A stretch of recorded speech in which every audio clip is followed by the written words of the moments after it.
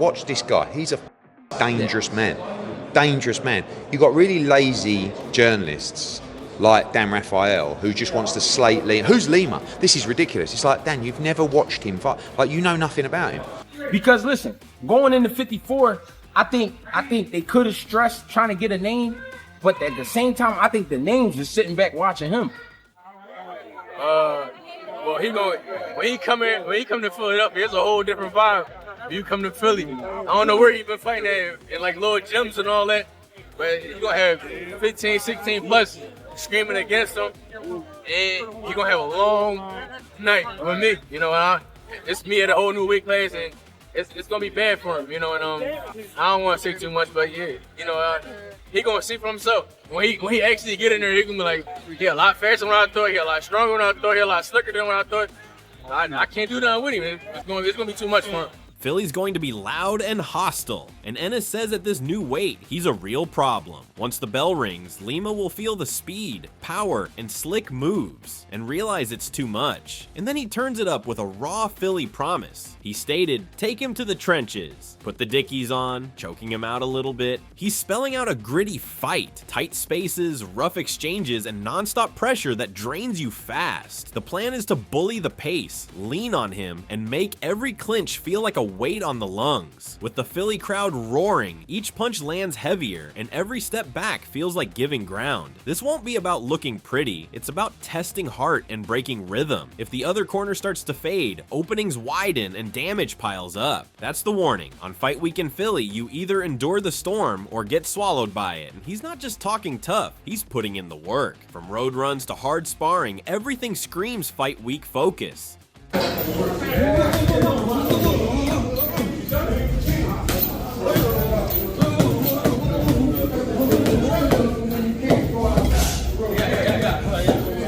He's sharpening the edges, tighter defense, faster counters, and a meaner pace built for late rounds. The mitts sound like firecrackers, footwork looks locked in, and the gas tank keeps stretching. You can see the plan. Pressure early, punish often, and never let the other guy breathe. Recovery is dialed too. Clean weight, cold tubs, and laser-focused drills between sessions. The team around him moves with purpose, like every second matters. If the work matches the talk, Philly might witness a statement on October 11th. He shows respect, but keeps the edge, expecting the best version of whoever stands across from him. That's why he treats every matchup like a world title test. No shortcuts, no sleepwalking.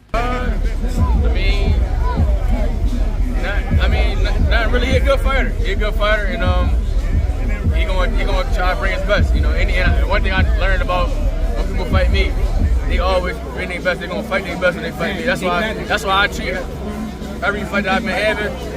Like lately, you gotta just treat them like they world, no matter who it is. You treat them like they're the best fighter in the world. And that's how I'm treating it. Lock-in mode means zero complacency and total focus on details. He's preparing for pace, pressure, and awkward moments, not just highlight punches. The mindset is simple. Act like the other guy is the best alive, then outwork him. That attitude sharpens reactions, tightens defense, and keeps the gas tank steady when the rounds get tougher. It also turns small openings into big momentum swings when the heat rises. With that discipline, one clean read can snowball into control, and control can turn into dominance. Even Boots' father, Bozy Ennis, sounds confident about his son's performance. He believes the step-up will unlock real strength when the action gets rough.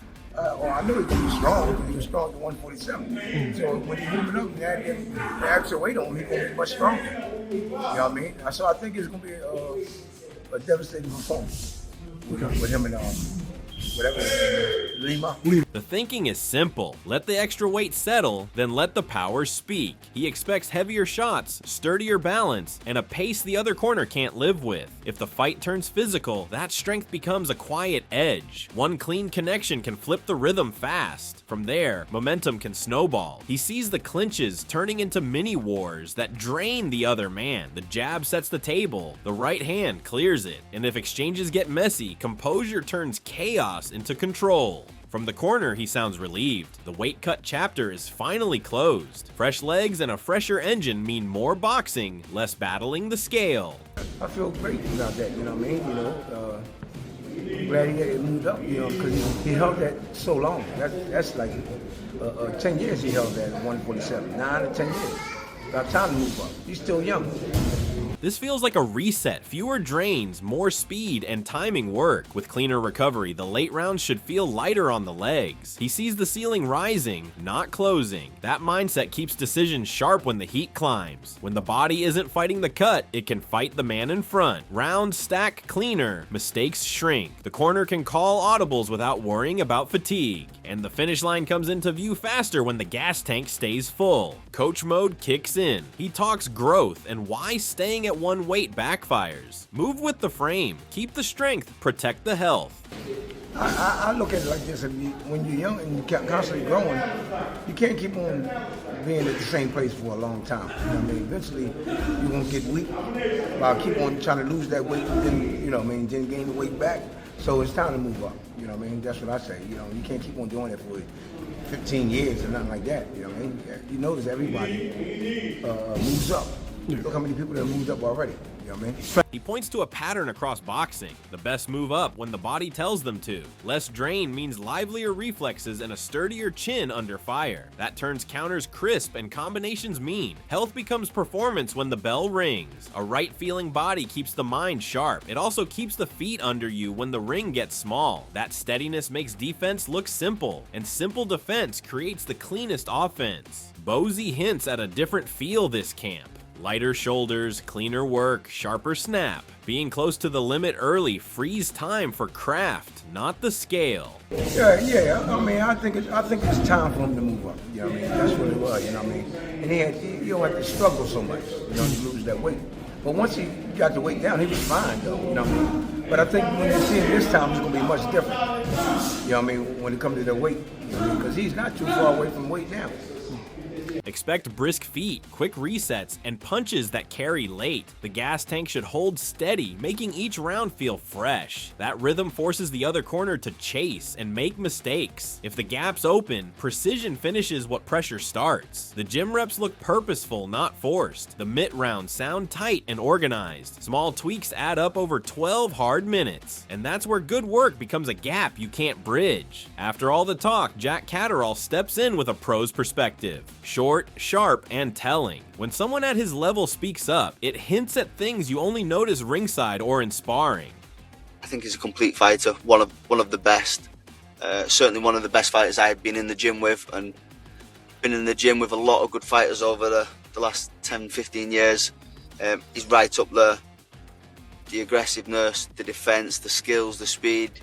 He's the full package. Catterall's nod points to the full package. Smart feet, crisp timing, and punches chosen to force mistakes. The defense isn't just safe, it's setting traps that flip exchanges in an instant. At range, he picks shots. Up close, he roughens the edges, never losing balance. The rhythm changes. Calm, then sudden, make opponents doubt their reads. That mix of control and bite is what separates contenders from problems. If Catterall's reading is right, the room for error against this version is paper thin. Rob Acosta keeps it real. He's speaking as a fan, not a deal maker. He doesn't love the matchup, and he's honest about not knowing what happened behind closed doors. Yeah. As a fan, I don't like the fight. As a fan, I don't like it. But that's only me speaking, and I can only speak of it as a fan, basically because I don't know the insides. I don't know what's going on the inside. I don't know who's at the negotiation table. I don't really know what happened. All I know is there were specific people that were supposed to be accepting the fight, and Lima was holding the last straw, so the short hand of the straw. So he got it, and it is what it is. You know what I'm saying? He's gonna get scrutiny no matter what, but I don't know. His take hints at messy negotiations and last-minute pivots that shaped the matchup. From the outside, it feels like the final choice fell to whoever was left standing. That kind of path always brings backlash, fair or not. Fans wanted a bigger name, a bigger risk, a bigger night. Still, once the bell rings, all the boardroom talk disappears, and the fight has to sell itself. If the action delivers, the noise flips fast. If it doesn't, the second guessing gets louder. Greg Hackett keeps it honest. He's torn like a lot of fans. He respects the move and the homecoming energy, even if the matchup isn't the dream pick. I mean, I feel like I got mixed feelings. I understand what people saying about the opponent not being a notable guy, not being the best, but being a fighter, being a coach, I understand you got to respect every fighter, and he is bringing something to the table. He is the naturally bigger man, and the fact that Boots is bringing the energy back to Philadelphia, I'm super hyped about that. I'm hyped about that. I mean, I don't care who he's fighting. I'm hype about that. He sees value in the test, a naturally bigger opponent, real weight on the shots, and a city that will roar for every exchange. The coaching brain says respect everyone and prepare for surprises. The fan in him still wants a headline name, but the fighter's rule wins. Handle what's in front of you. If the pace gets hot, the crowd can turn spark into fire. That mix of pressure and pride can change a night fast. 2 clean moments can flip the whole mood, and once the building believes, the ring can feel very small for the other corner. He further breaks down the danger you don't see on paper: awkward strength, off-balance collisions, and little tricks that spoil rhythm. But I watched Lima. Lima, skill-wise, he can't hang with Boots. But it's something I see in him strength-wise. Like, he goofy. Like, he the type he'll throw a punch and fall on you and knock you off balance. You know what I'm saying? So it's little stuff that I was watching. I ain't gonna go all the way into it, but it was little stuff that I was watching that it's not saying that he's good at it, but it's like that he has like positive attributes, you know what I mean, in his game, let's say, you know what I'm saying? But skill-wise, I don't think he can keep up with Boots. It's not about clean technique, it's about messy moments that steal your footing and your timing. Those bumps and leans can turn a safe pocket into a rough clinch. Boots must keep his base, jab early, and deny the mauling. If he keeps the fight in his lanes, the skill gap widens. Lose the lanes and it gets sticky in a hurry. Tie up when it's ugly, reset, and make him pay on the break. Do that twice, and the awkward stuff starts to vanish. Greg Hackett calls this the phase where the game slows down. More shots will land, but the cost of getting hit just went up. This is where the game slows down for Boots. You know what I'm saying? This is where a lot of those shots that you've seen him miss, a lot of them shots are gonna land now. So the key is not to get excited. The key is not to get excited because it's gonna be easier offensive-wise, but defense-wise, it's gonna get a little tighter. You know what I mean? It's gonna get a little harder. You're gonna have to make sure you're really covering. You're gonna have to make sure you're really rolling under shots, really catching shots, slipping shots. You know, you're gonna have to be really accountable for those movements and the timing of it, because you're dealing with bigger men, the punchers. Now we about to start really punching. You know what I'm saying? So that's what, you know, that's why I like the fight though. I like the fight. At the higher weight, offense can feel easier and seductive. The real key is discipline. Cover up, roll clean, and stay accountable on every return. Bigger men punch heavier, and small lapses get punished. If Boots keeps his defense honest, his counters will shine. That balance, bite without recklessness, is how you win the long minutes. Touch the body to drain the pop, then climb upstairs. Keep the ego out of it, and the rounds stack themselves. Hackett flags the unknown as the real risk. Limited tape means you learn him while you're fighting him. Here's the thing about what people outside of the sport don't understand. These be the dangerous guys because it's not a lot of tape on them, and you don't really know them on a personal level. What people don't understand, a lot of these guys in America, it doesn't matter the race. A lot of the guys in America, they've been around each other in the gym, or they've seen each other at the amateur tournaments, or they sparred each other, stuff like that. This is a guy that really is unknown. I seen one fight of him, and I seen a highlight tape of him, and that's it. So it's not like a lot of tape that I can see. I'm pretty sure it's some tape that you can get sent to you, but as far as what I know, it's not a lot of tape on this guy. So it's like, Boots gonna have to really go in there and learn as he work, learn who he in there with as he working. People think it's gonna be easy based off the style. Put that back. People think it's gonna be easy based off the styles, but really, Boots gonna have to figure him out on the job. You know what I mean? That's what make it a good fight. That we really don't know this guy. We really don't know what he made of. You know what I'm saying? And he never been stopped. He took a loss to an undefeated kid, Irish kid named McKenna. Yeah, McKenna's huge. McKenna like 6'2". Yeah, he is a big guy. And you know, that's his loss. That's his loss. But he lost on the cards. He didn't get knocked out. You know what I'm saying? And he's the bigger guy. So I'm interested in that.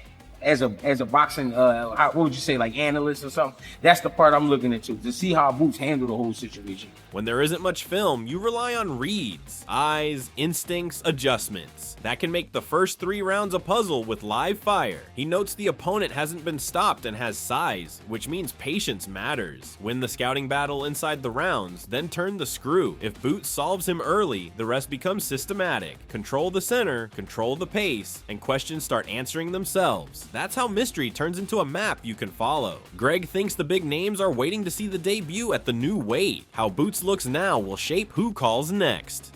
Because listen, going into 54, I think they could have stressed trying to get a name, but at the same time, I think the names are sitting back watching him. I mean, they sitting back trying to figure out what they're gonna do with him. You know what I'm saying? Meaning, let's see what he looked like at 54 before we start wolfing.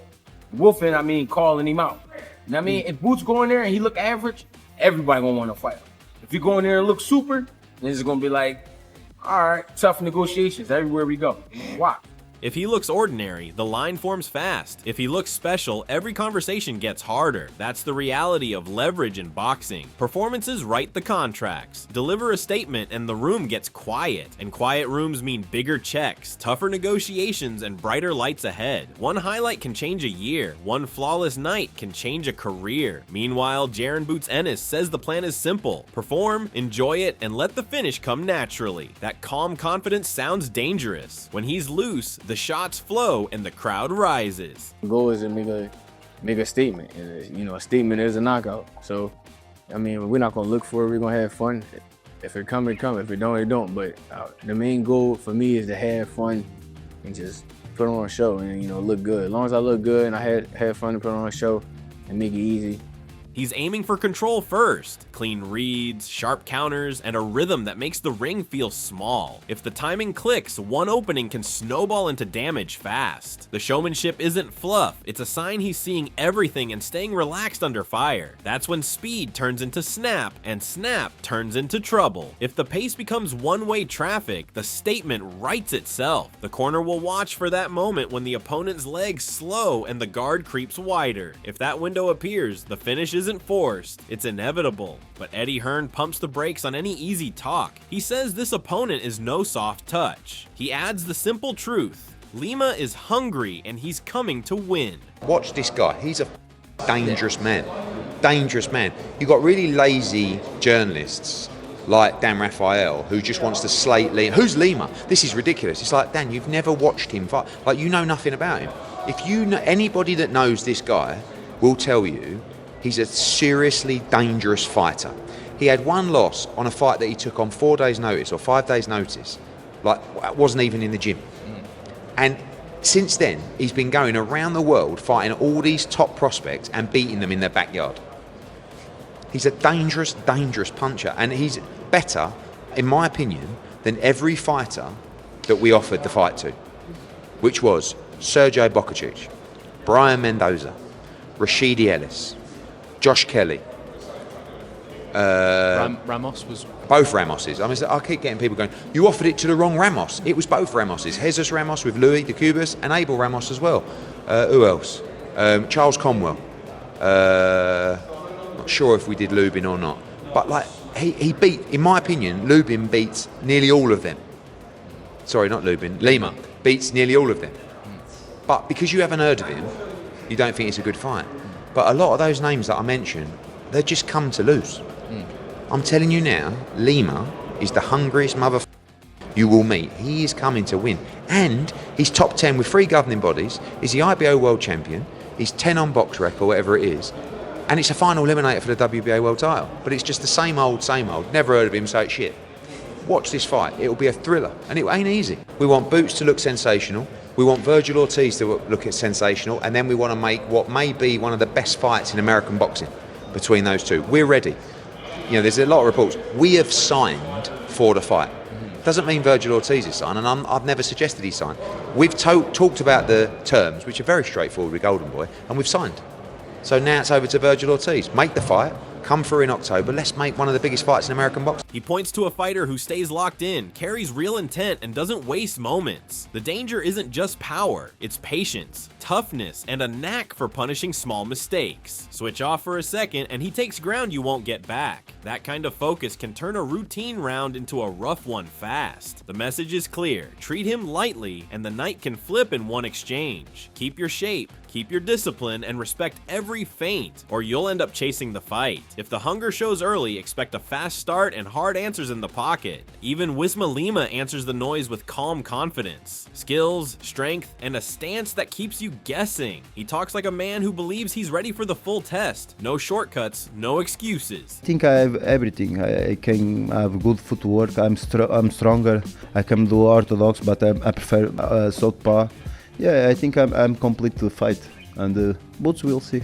He leans on sharp feet, a sturdy base, and angles that appear fast and disappear faster. The look suggests he can switch gears mid-exchange, bait a lead, and fire back with timing, not desperation. If the southpaw reads click, the counter lane's open, and the rhythm tilts in his favor. That's when patience becomes pressure, and pressure becomes moments that matter. He's not promising fireworks. He's promising solutions, built one adjustment at a time. Lima isn't just talking. He's grinding for this. Camp is focused, serious, and built around doing the hard things every day.